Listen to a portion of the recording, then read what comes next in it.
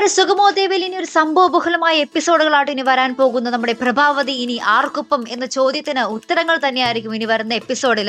കാരണം എന്ന് വെച്ചാൽ ഇന്നത്തെ പ്രൊമോയിൽ നമുക്ക് കാണുവാൻ സാധിക്കുന്നുണ്ട് നമ്മുടെ സിദ്ധാർത്ഥൻ നമ്മുടെ പ്രഭാവതിയോട് ആ ഒരു കാര്യം വെളിപ്പെടുത്തുകയാണ്.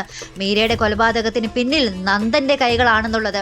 ഞങ്ങളുടെ പ്രഭാവതി ഒന്നും മിണ്ടാതെ ഞെട്ടി നിൽക്കുന്ന ഒരു രംഗവും നമ്മൾ നന്ദനെ കാണാൻ വേണ്ടി നന്ദന്റെ അടുത്തേക്ക് പോകുന്ന ഒരു രംഗമൊക്കെ തന്നെയാണ് നമുക്ക് ഇന്നത്തെ പ്രൊമോയിൽ കാണുവാൻ സാധിക്കുന്നത്. അപ്പൊ നന്ദൻ ആകെ പേടിച്ച് വിറച്ച് നിൽക്കുകയാണ്. നമ്മുടെ പ്രഭാവതിക്കാണെങ്കിൽ നന്ദനോടൊന്നും പറയാൻ പറ്റാത്ത ഒരവസ്ഥയും.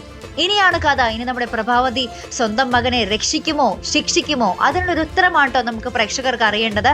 അപ്പുറത്താണെങ്കിൽ നമ്മുടെ ദേവി ഇപ്പൊ ഏതാണ്ട് ആ ഒരു സാഹചര്യമൊക്കെ ഇട്ട് പൊരുത്തപ്പെട്ട പോലെ ആട്ടോ നമുക്ക് ഇന്നത്തെ പ്രൊമോയിൽ കാണുവാൻ സാധിച്ചത്. ദേവി കുളിച്ച് ആ ഒരു പുതിയ ഡ്രസ്സൊക്കെ ഇട്ട് പുതിയ ഷർട്ടൊക്കെ ഇട്ട് നമ്മുടെ സ്റ്റെപ്പൻ കൊടുത്തതായിരിക്കാം. ആ ഒരു ഡ്രസ്സൊക്കെ ഇട്ട് ഇങ്ങനെ ഇറങ്ങുമ്പോൾ നമ്മുടെ മൊട്ടവാസു ഇങ്ങനെ നോക്കി നിൽക്കുന്നുണ്ട് നമ്മുടെ ദേവിയുടെ ആ ഒരു സൗന്ദര്യം. എന്നിട്ട് നമ്മുടെ ദേവിയുടെ അടുത്ത് വന്ന് പറയുന്നുണ്ട്, നീ എന്തൊരു ഭംഗിയാടി കാണാൻ എന്നൊക്കെ പറയുന്നുണ്ട്. അപ്പൊ നമ്മുടെ ദേവി ഇങ്ങനെ ഭയങ്കര പുച്ഛത്തോടുകൂടി നമ്മുടെ വാസുവിനെ ഒരു നോക്കുന്ന രംഗവും നമുക്ക് സുഗമോ ദേവിയിൽ കാണുവാൻ സാധിക്കുന്നുണ്ട്. ഇനി എന്തൊക്കെയാകും കഥ?